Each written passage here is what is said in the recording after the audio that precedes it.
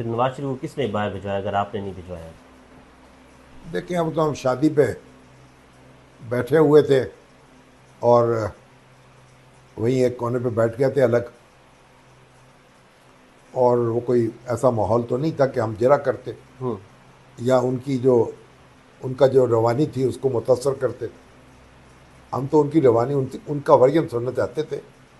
जब कभी इंटरव्यू करेंगे और जरा करेंगे, हम्म। सवालात करेंगे, तो फिर ये सारी बातें पूछ लेंगे, या कभी आपको मौका मिले तो पूछिएगा। आपने पूछा कि रिटायरमेंट की ज़िंदगी कैसे गुजर रही है बाजा साहब? बड़ी अच्छी गुजर रही है, कहते हैं। एक शादी पे जा रहे थे हम्म। रावलपिंडी, इसलिए जल्दी में थे। तो मैंने तो देखा को सेहत मुझे उनकी अच्छी लगी, क्योंकि थोड़ा सा पेट वेट निकला हुआ था पहले उनका। हम्म। अब वो तो बिल्कुल चौकस थे और फिटनेस की तरफ ध्यान दिया दे। फिटनेस थे। और फिर यह है कि उनके बच्चे जो हैं, मेरा ख्याल बेटा उनका दुबई में है, हम्म। वहाँ भी आना जाना रहता है। मेरा ख्याल उनके पोती पैदा हुई है हम्म। या बस, तो वो उनकी बातें भी करते रहे। और उनके जो अभी मेरा ख्याल स्टाफ अफसर जो हैं और दूसरे लोग हैं, वो तो उनको मिले हुए हैं अभी तक, हम्म। फौजी। फौजी। तो बहरहाल अपना, वो अच्छी ज़िंदगी गुजार रहे रिटायरमेंट की। हाँ, अच्छी ज़िंदगी गुजारेंगे। खराब ज़िंदगी गुजारने का क्या मौका महल है। अच्छा, शमी साहब, उन्होंने पूछा, उन्होंने कोई तजिया दिया कि जब ये हुकूमत चल रही है और इस वक्त जो आर्मी चीफ हैं, इस सवाल से कोई तबसरा किया उन्होंने कि मुल्क की सिचुएशन किस तरह ख़राब हुई, किस तरफ गई और अब बेहतर हो सकती है?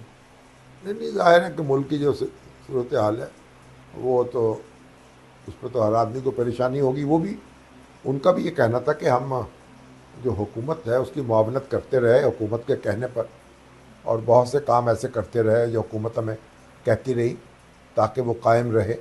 और जो आम तौर पर नहीं करने चाहिए या नहीं किए जाते, हम्म। लेकिन जो हुकूमत को कायम रखने के लिए, उसको सहारा देने के लिए उनके जो अहकामात थे, उनकी बजावरी होती रही।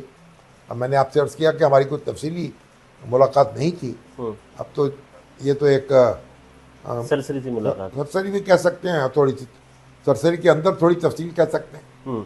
तो बस। तो जब आप लोगों ने देखा, जनरल बाजवा साहब को देखा, तो लोग गैदरिंग इकट्ठी होगी मिलने के लिए बाजवा साहब को? नहीं नहीं, जब वो आए थे तो कुछ लोग उनसे मिले थे, उनसे बातें करते रहे। और फिर वो जब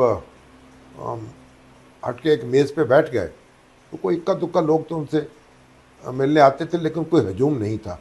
ऐसा नहीं था कि लोग उमड़ के आ गए हों। हम्म। वैसे भी आप देखें कि जहाँ फौजी अफसर जो हैं, रिटायर्ड जो हैं, उनके वो खासे हों, हम्म। वहाँ एक डिसिप्लिन तो होता है ना। जी।